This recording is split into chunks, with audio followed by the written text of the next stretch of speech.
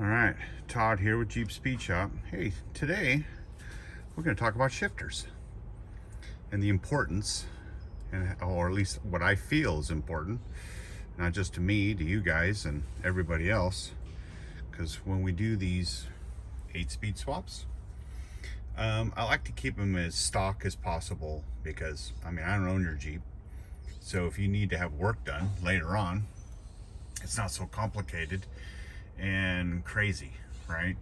So here we have 2011 Jeep JK. It's got a truck cam in it now and HP 70.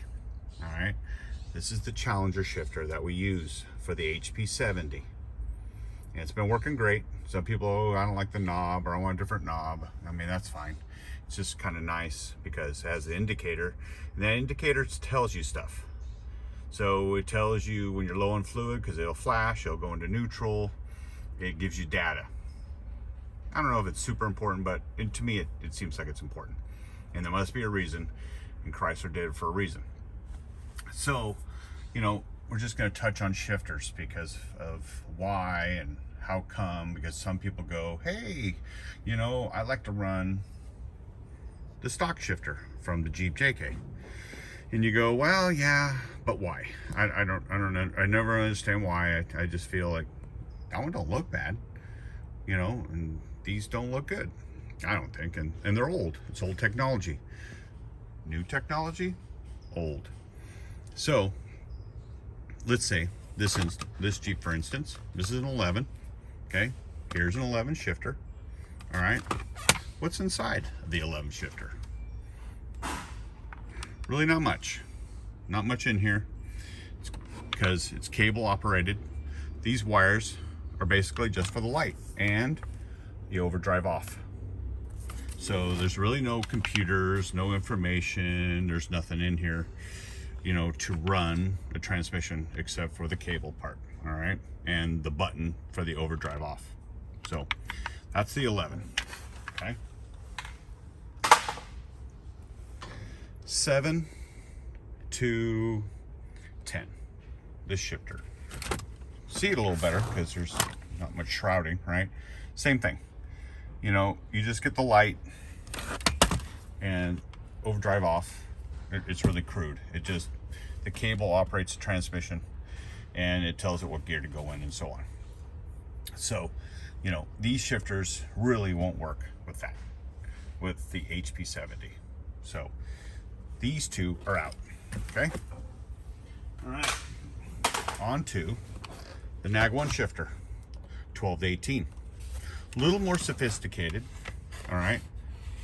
Still, you know, still cable operated. There's the cable mount. So it's still mechanical with some hydraulic, with some electronics. So here is the electronic part of it. So this is the indicator for the transmission to tell it what gear it's in. So also inside of here, if I remember right there, right here, that's for the tap mode. So when you shift it all the way back into tap, you go side to side, it's for tap, right? So this one has a little more sophistication, so because it plugs in right here. But still, crude. It's not that sophisticated compared to that. So you go, hey, I'd like to have this shifter. I don't know why you would want this shifter. I never liked this tap mode. Put it in drive and then you tap and it's hard to get it in and out. It's difficult and I don't think it works that great. Not really a fan of this shifter. Plus it just doesn't have the data and the information that shifter would have. So this shifter, as far as I'm concerned, out. And no good. So there's a circuit board that goes inside of this shifter. Okay, it goes in down here at the bottom, and this wire here is the one that goes to the knob for the light. It plugs in like so. You know, this one here, a lot smarter, a lot more sophisticated.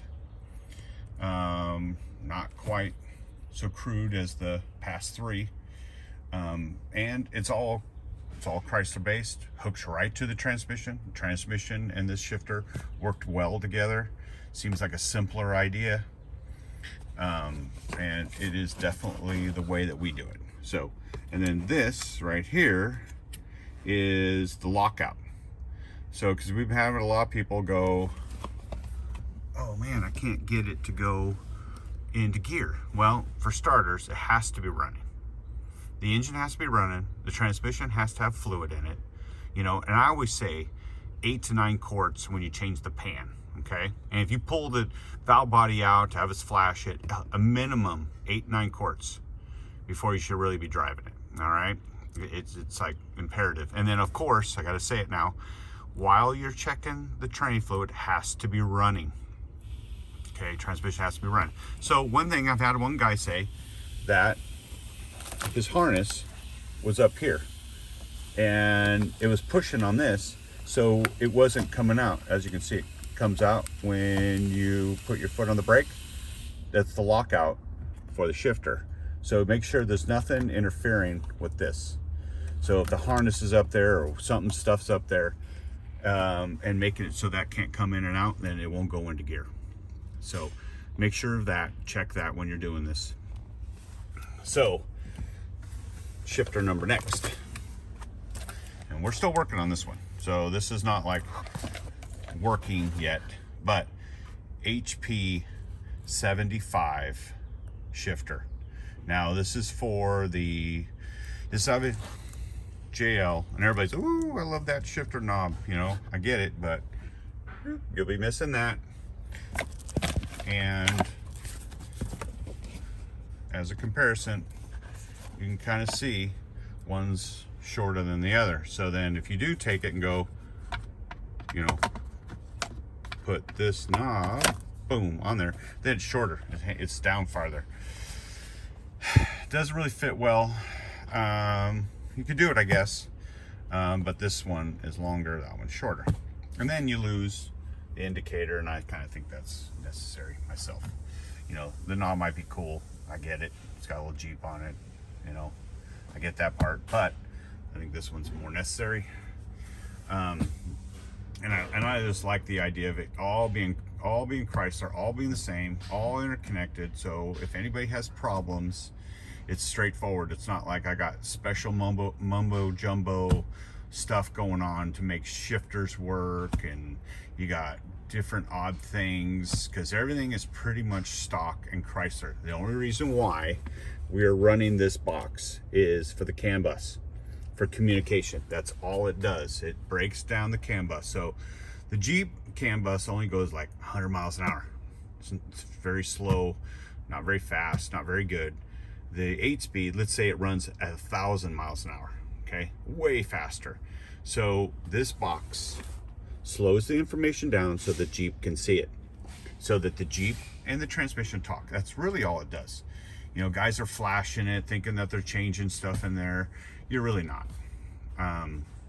Might seem like it, but you're really not, because that's all that thing does. So you hook to it, you get data, you get information, because it's communicating with the transmission, it's communicating with the engine, and that's all that box does. And it really has no load, it really has no way to really fail, because this box has been used for years, works really well, and all it does is break down the CAN bus. Super simple. And we even give you guys all the information. We can give you the downloads or whatever you need, so that you guys can, you know, stay independent. That's the whole idea of this. You know, keeping it simple, keeping it Chrysler, keeping it to a point where other people can work on it, not super complicated, not using, you know, this stuff down here, like all these funky shifters, just so, hey, it's still Jeep, you know. You know, you just want simplicity. You don't want to break down. You want everything to work, and you want it to stay working. I mean, I've been driving my Jeep for I don't know how long. I got 20,000 on the 8-speed, and every time, count on it. Boom, boom, boom, boom. It's pretty consistent, works really good. Super happy with it. You know, there's not a lot of mumbo jumbo going on. And the reason why I say all this mumbo jumbo is that if you start trying to think that, hey, use another shifter or do something else, you're asking for it. Now you're getting into the LS world where, you know, communication, CAN bus, lots of specialty this or specialty that. And then now you guys are getting out of the loop. You're going to need to depend on somebody else. So I'm trying to make it to where you guys depend on yourself. You're out in the middle of Moab, broke down, you can figure it out, fix it on your own, get on your way without having to call me or whatever. I mean, I don't mind it. We take appointments. You can always get a hold of me that way. Emails, text messages. Liz and I are always trying to keep up on everybody. It's just hard at times, but you know, that's why I want to try to make it to where you guys can do it. All right. Well, I know there's a lot of information, and I know there's a lot here that I was talking about, but every time I hear of a problem or something comes up, then a video pops up because I want to share it with everybody. I want everybody to be in the loop. All right. Woo, that was a lot, right? Okay. Well, Jeep Speed Shop out.